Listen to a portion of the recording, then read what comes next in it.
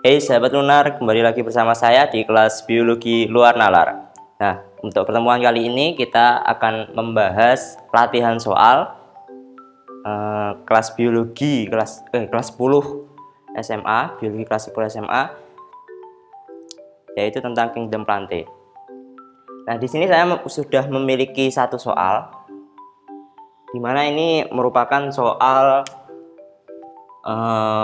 tahun 2015. Nah, di sini suatu tumbuhan memiliki ciri-ciri sebagai berikut. Yang pertama, sistem perakaran tunggang. Kemudian yang kedua, kita lihat dulu yang ditanyakan dulu ya. Tumbuhan dengan ciri-ciri tersebut dapat dikelompokkan sebagai tumbuhan. Nah, berarti kita harus menganalisis satu persatu dari poin yang ada di atasnya. Nah, yang pertama, sistem perakaran tunggang. Nah, untuk pada Kingdom Plantae kemarin, sistem perakaran tunggang ini dia kalau dari pilihan yang pertama dari Angiospermae. Sistem perakaran tunggang ini dia masuk dalam Angiospermae, dia masuk. Nah, kemudian pada Gymnospermae untuk di akar tunggang dia juga masih masuk. Kemudian di Dicotyledon dia juga masuk. Untuk Monocotyledon dia juga masuk. Tapi untuk Gramineae itu merupakan nama awal sebelum dia diganti dengan Poaceae. Poaceae itu yang sejenis padi-padian. Nah, itu masuk Monocotyledon. Oh ya, untuk untuk Monocotyledon tadi dia tidak berakar tunggang. Berarti dia sudah jelas bukan. Gramineae ini termasuk dari Monocotyledon, dia juga bukan. Otomatis yang D sama E ini bisa kita coret. Karena dia tidak termasuk dalam poin 1 saja, dia sudah tidak termasuk. Jadi antara 3 ini.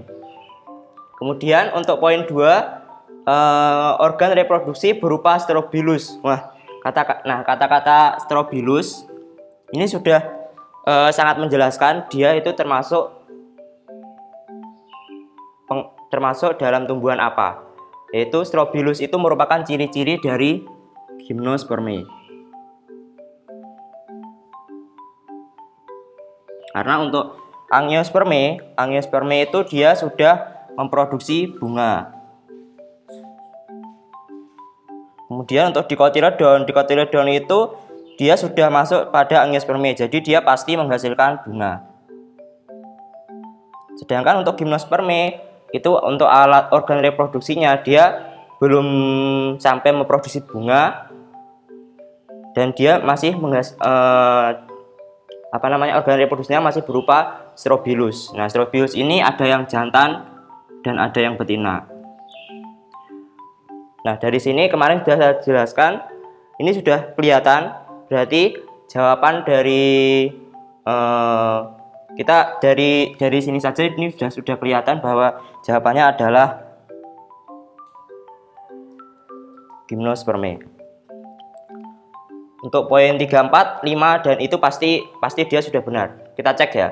Untuk poin 3, habitus tumbuhan, pohon atau semak. Nah, itu contohnya kalau pada pohon itu dia misal pinus. Pohon. Untuk semak mungkin dia sikas. Nah, berarti benar. Kemudian batang berkayu itu juga pada pinus juga berkayu. Kemudian biji tidak didukung bakal buah. Nah, ini bisa terlihat sekali pada pohon melinjo atau Netum nemon.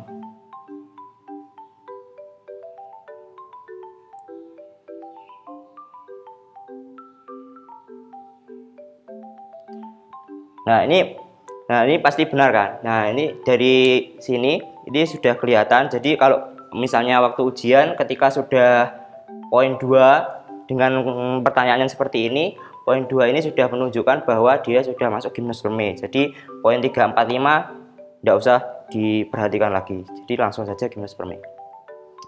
Kita lanjutkan ke soal selanjutnya.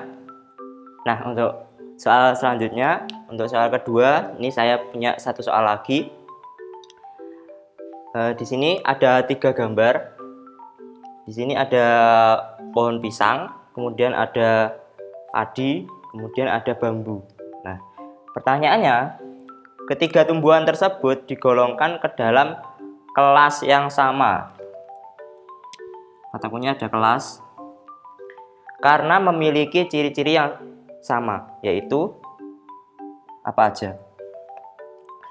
Nah, berarti di sini menunjukkan kelasnya apa dan alasannya. Nah, di sini kita lihat dari pohon pisang, kemudian padi, kemudian bambu. Kalau lihat dari pilihannya, di sini ada monokotil dan dikotil. Ini sama ya. Ada monokotil dan dikotil. Nah, di sini bisa kita bisa kita kurangi pilihan ini dengan pisang, padi, bambu. Itu kalau seperti yang saya ajarkan kemarin, dia termasuk pada tumbuhan monokotil. Gimana? Berarti yang dikotil ini kita coret. Nah, sekarang kita tinggal melihat alasan dari kenapa kok dia monokotil. Antara A, C, dan E. Kita mulai dari yang A. Dia bersifat monokotil karena bentuk tulang daun sejajar. Nah, tulang daun sejajar ini sudah jelas bahwa daun sejajar itu merupakan salah satu ciri-ciri dari daun pada monokotil. Jadi ini bisa jadi benar. Kemudian untuk yang C dan E, monokotil, bunga kelipatan 5 dan ukuran mencolok. Ukuran mencolok berarti ada kalimat mencolok. Mencolok itu berarti biasanya dia memiliki bunga yang indah. Biasanya biasanya bentuknya mencolok. Nah, berarti untuk yang ukuran mencolok biasanya dia merupakan ciri-ciri dari dikotil. Sedangkan kelipatan 5 ini merupakan ciri-ciri dari dikotil. Berarti ini untuk alasan kurang benar. Kemudian untuk yang terakhir, yang monokotil, dia dominan akar tunggang. Nah, sedangkan monokotil itu biasanya untuk dominan merupakan akar serabut. Jadi ini untuk alasan kurang tepat juga. Sehingga bisa kita lihat bahwa jawabannya merupakan A, yaitu monokotil karena bentuk tulang daunnya sejajar. Gimana kalian? Mungkin sudah merasa lebih paham sekarang ya. Nanti untuk jangan lupa kalian share informasi ini kepada teman-teman kalian biar kita bisa paham bareng-bareng. Saya cukupkan sekian ya untuk kali ini. Selamat bertemu lagi untuk pertemuan selanjutnya. See you next time. Dah.